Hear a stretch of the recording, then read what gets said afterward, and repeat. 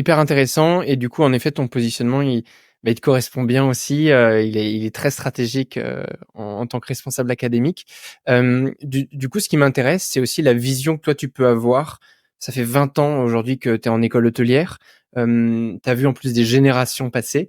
Donc, j'aimerais te demander ton constat sur le niveau dans les écoles hôtelières et peut-être même plus largement l'atmosphère, un petit peu toi, ce que tu ressens aujourd'hui. Mmh. Alors le niveau, il est complètement, de tout temps à jamais. Quand on entend parler Socrate, il dit que les jeunes sont, Ouais. démotivés, le jeune est feignant. Socrate Mmh. disait déjà ça à son époque. Moi, mes Donc en anciens profs, fait ils disent ça aussi.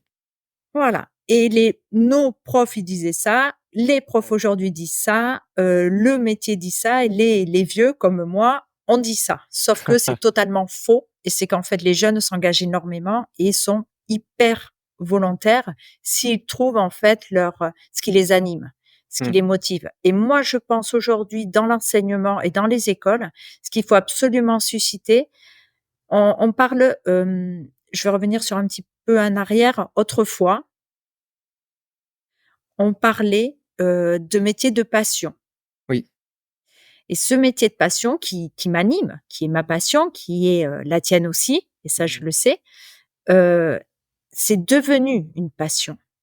En fait, on n'est pas né avec cette passion. Cette passion, en Complètement. fait, elle va se cultiver. Elle va aller se chercher et on va l'arroser. Ça, c'est notre boulot.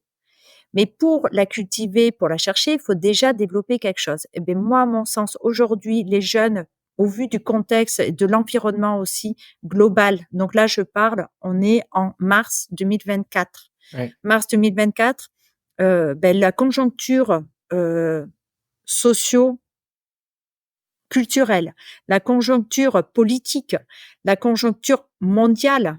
Je Oui. ne sais pas si vous regardez un petit peu ce qui s'y passe, mais c'est pas vraiment très positif. Mmh Donc, mh. comment un jeune aujourd'hui de 15 ans, de 16 ans, de 18 ans, de 20 ans peut se projeter dans un futur constructif, c'est pas forcément évident.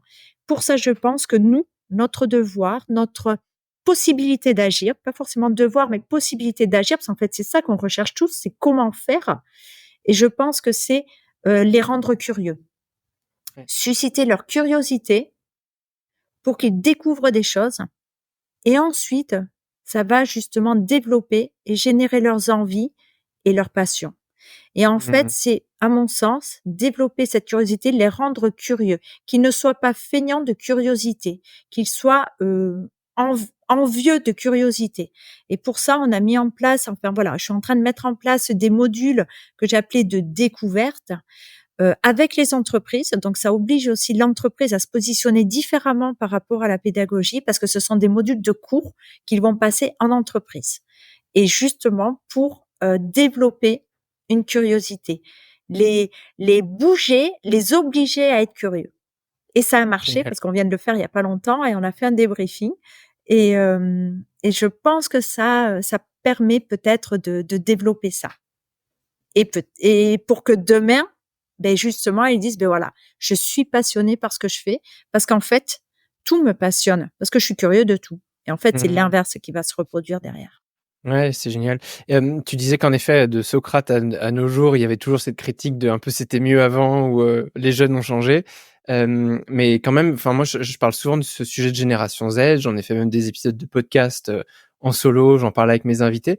Est-ce que toi, tu trouves qu'il y a une différence spécifique à cette génération Z par rapport aux précédentes ou pas du tout? Alors je serai un petit peu plus, alors je ne suis pas sociologue.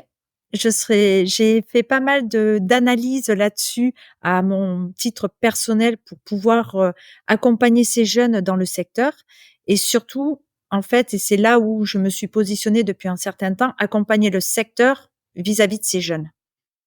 Et ce que je me suis rendu compte, et là le covid a été, un déclencheur ou un amplificateur de tout, et au même titre, autant pour les professionnels qui se sont vus arrêter leur activité, que pour les jeunes qui ont vécu le Covid, que pour le mot travail qui est devenu un mot qui est un peu entaché aujourd'hui. Et ce mot entaché, il ne l'est pas que pour les générations Z, que pour Mmh. les milléniums. Il est vraiment sur un constat sociétal. Je pense que là, les jeunes sont le reflet d'un mouvement global de société vis-à-vis du travail. Donc, les sectoriser ou dire oui, qu'ils ont un téléphone dans la main, mais regardez autour de vous, vous prenez les transports. Je veux dire, les jeunes ne sont pas les seuls à avoir des téléphones dans la main. Vous qui nous regardez ou qui écoutez, posez-vous la question si peut-être vous ne faites pas comme eux. Et peut-être que justement, c'est comment faire avec et non pas contre. Et Mmh. comment faire que à un moment donné, on puisse regarder en fait différemment. Moi là, le conseil que je peux donner ou la l'envie que je peux susciter, c'est justement de lever les yeux. Et moi, j'ai un mari qui est d'origine étrangère et qui un jour me dit: «Mais Céline, il faut pas regarder avec le blanc de tes yeux. D'accord. Ça veut dire qu'en fait, il faut apprendre à» parce qu'il parlait pas très bien français à l'époque. Et en fait, il voulait juste me dire: «Mais regarde différemment. Il faut que tu ouvres les yeux». Mmh. Et en fait, le fait d'ouvrir et en fait, c'est poser le regard sur les choses et en fait, c'est apprendre à prendre le temps de regarder pour pouvoir apprécier, analyser et ce temps-là, aujourd'hui, que ce soit les milléniums ou la société, on se le donne plus ce temps-là. Et est-ce que la richesse, ça serait pas justement à un moment donné de dire: «Hop, je m'arrête et j'observe». Et Ouais. c'est ce temps-là, je pense, qui aujourd'hui fait défaut à tout le monde.